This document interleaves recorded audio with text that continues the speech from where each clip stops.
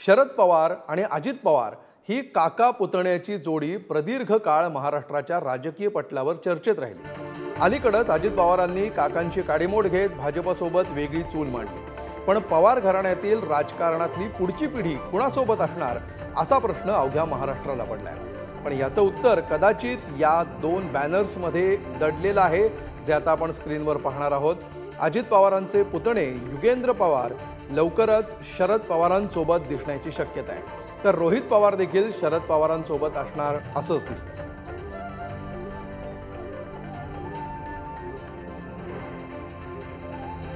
आणि याविषयी आपण अधिक माहिती घेऊया। आमचे प्रतिनिधी जयकुमार जाधव सध्या आपल्या सोबत आहेत। जयकुमार, एकंदरीतच पुढच्या राजकारणाचे संकेत देणारा असं हे पोस्टर सध्या चर्चेच्या केंद्रस्थानी आहे। काय नेमकं घडतंय, काय ट्रेंड दिसतोय? अमोल, आपण बघितलं की राज्याचे उपमुख्यमंत्री अजित पवार हे राष्ट्रवादी सोबत बंड करून भाजप सोबत सत्तेमध्ये सामील झाले। त्यानंतर बारामतीमध्ये राजकारणात एक मोठा भूकंप झालेला आपल्याला पाहायला मिळाला की पवार कुटुंब कुठेतरी वेगळं झालेलं आपण पाहायला मिळालं। आता अजित पवार यांचे जे धाकटे बंधू आहेत श्रीनिवास पवार यांचे सुपुत्र युगेंद्र पवार हे बारामतीतल्या कुस्तीगीर संघाचे अध्यक्ष आहेत। बारामतीतील विद्याप्रतिष्ठान या बॉडीवरती देखील ते खजिनदार पद म्हणून त्या ठिकाणी काम पाहतात आणि आधीपासूनच युगेंद्र पवार हे शरद पवार यांचे निकटवर्ती म्हणून समजले जातात। त्यांच्या विविध कार्यक्रमांमध्ये ते उपस्थित असतात। युगेंद्र पवारांनी मध्येच घेतलेल्या कुस्तीगीर संघाच्या वतीने कुस्त्यांचे आयोजन केले होते। या व्यासपीठावरती देखील शरद पवारांनी उपस्थिती दर्शवली होती।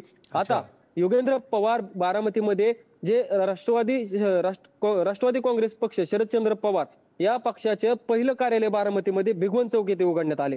या पक्ष कार्यालयाची पाहणी उद्या युगेंद्र पवार करणार आहेत आणि यावेळी कार्यकर्त्यांना मार्गदर्शन देखील करणार आहेत। त्यामुळे आता पुढच्या येणाऱ्या राजकारणामध्ये युगेंद्र पवार हे बारामतीमध्ये राजकारणात सक्रिय होतात का हे देखील पाहणं महत्त्वाचं ठरणार आहे।